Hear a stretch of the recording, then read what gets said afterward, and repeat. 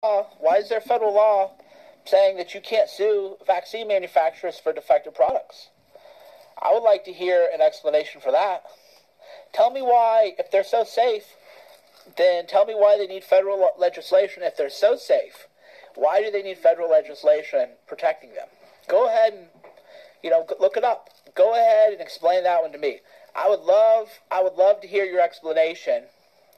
I would love to hear your explanation for why vaccines are totally safe, and yet they lobbied and spent millions of dollars to get special interest legislation, which says you can't sue them. Boy, I would love to read your explanation for that. Please tell me. Please tell me about that. Please tell me, do you know how many billions of dollars nonprofit vaccination companies make? Are vaccines nonprofit? Yes or no? Are vaccines nonprofit? Yes or no? Go ahead, answer me. Are vaccines nonprofit? Yes or no? They're not nonprofit. It's all for profit. It's all for profit. It's a $9 billion a year industry now, something like that. Last I checked.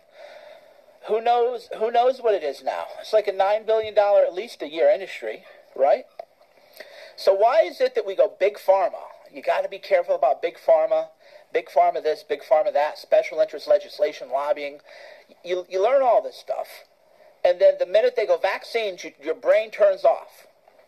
And suddenly you don't think, well, wait, big pharma had special interest legislation because they paid lobbyists to make it so that you can't sue them. Whoa, maybe I ought to look into that. Maybe I ought to do a little bit of research into that. Maybe I ought to think for myself about that before I just repeat the talking point lines that other people